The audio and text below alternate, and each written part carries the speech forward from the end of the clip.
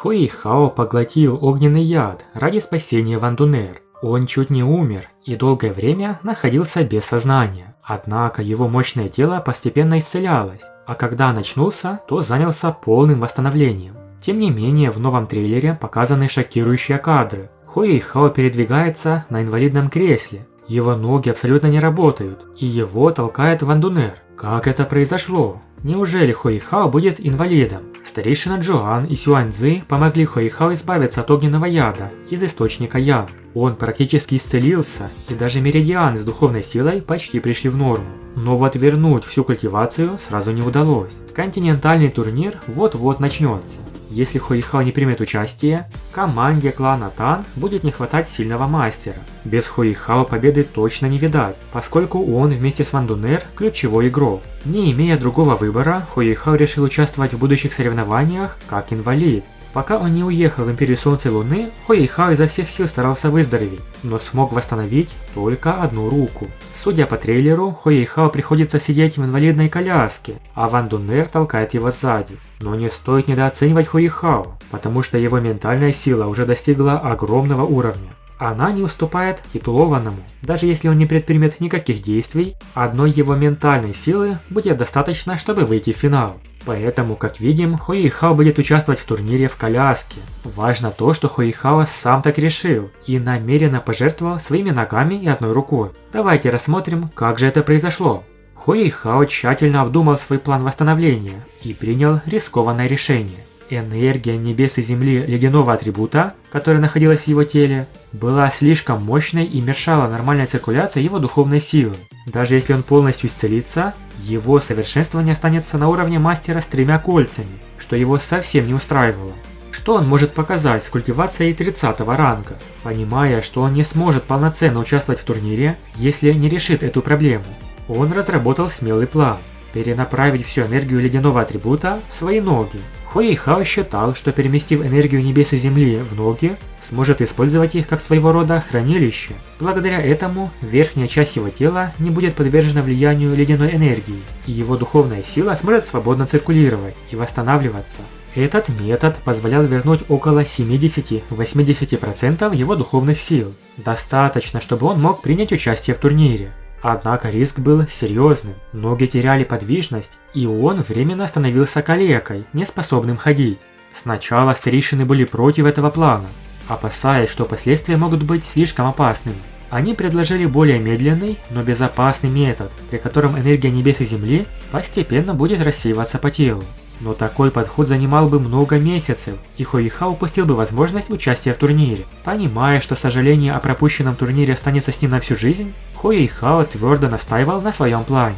Ван Дунер, его верная спутница, поддержала его решение. Она понимала, насколько важно для него участие в соревновании, и была готова сопровождать его, каким бы ни был исход. В конце концов, старейшина Сюань согласился. Хуэйхао начал процесс переноса энергии. Он направил ледяную силу в свои ноги, и они начали менять цвет с бледного на темно-синий, так как насыщались ледяной энергией. Но вскоре он столкнулся с новой трудностью. Меридианы в ногах достигли предела и не могли больше вмещать энергию. Но туловище тоже начало освобождаться от этой силы, и девать ее было некуда. Чтобы справиться с ситуацией, Хуэйхао пришлось использовать еще одну часть тела в качестве хранилища. Он выбрал левую руку, так как в ней находилась духовная кость скорпиона ледяного нефрита, которая могла помочь сжать и удерживать ледяную энергию. А перед тем, как продолжить, советую отличный сайт для просмотра ваших любимых аниме – Konoha TV. Переходи и смотри новинки в хорошем качестве, ссылочка в описании. Энергия медленно переместилась в левую руку, делая ее светло-голубой и обездвиженной. Лицо Ван Дунер омрачилось слезами. Ее возлюбленный пожертвовал 3 конечностями, чтобы продолжить участие в турнире. Теперь Хуэйхао мог двигать только головой, правой рукой и туловищем. Несмотря на это, он улыбнулся своим друзьям и старейшинам, объявив, что ему удалось достичь стабильного состояния. Пусть его ноги и левая рука были неподвижны, но благодаря частичной циркуляции духовной силы, Хуэйхао смог восстановить около 70% своего совершенствования. Он знал, что впереди еще долгий путь к полному выздоровлению. Однако теперь он мог участвовать в турнире от имени клана Тан. Как долго Хуэйхао будет инвалидом? И вернет ли вообще подвижность? К счастью, это временная проблема. До полного поглощения энергии он не сможет ходить или двигать ногами. Кроме того, если он не сможет вовремя рассеять энергию льда, он может потерять контроль над своими ногами навсегда. Не будет проблем, если Хуэйхао в течение нескольких месяцев сохранит энергию в ногах и руке. К счастью, это предельный лед, а не предельный огонь.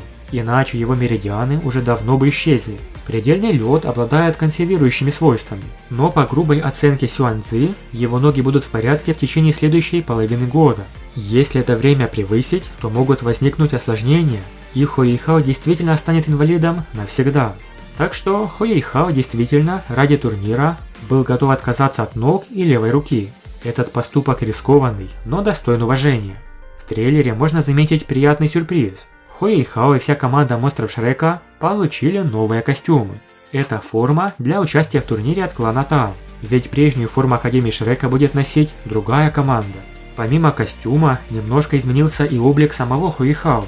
Теперь он выглядит более мужественно и взрослее. Раньше он казался просто милым подростком лет 15-16, а теперь выглядит как юноша, что приятно удивило зрителей. Немало удивляет появление Танья в виде злого мастера.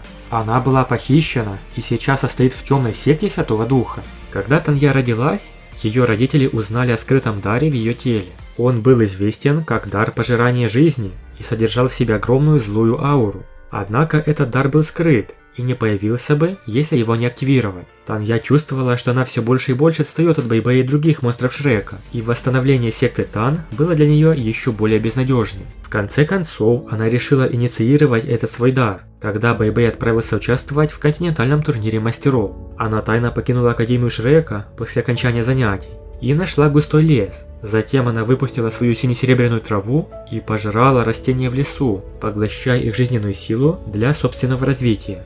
Ее дар пожирания жизни был чрезвычайно силен, и с помощью этого дара ее развитие значительно улучшилось. Однако из-за этого ее боевая душа также претерпела трансформацию и превратилась в темно-синюю серебряную траву. Сила Танья после трансформации невероятно выросла. За короткий срок она уже получила 4-е духовное кольцо. По сути, ее превращение в злого мастера уже началось. И когда она прощалась с Бэйбэем, покидая Академию, ее дух уже был темным. Однако финальным аккордом стало уничтожение секты Железной Крови. Все верно, эта секта разбила остатки клана Тан и даже присвоила себе их резиденцию в Небесном городе. Над их воротами ранее висело название «Клан Тан», и таковым она была почти 3000 лет. Танья в ярости пришла в секту Железной Крови, чтобы отомстить. Спасет ли ее Хуэйхао? Рассмотрим в будущих видео. Большое спасибо за просмотр.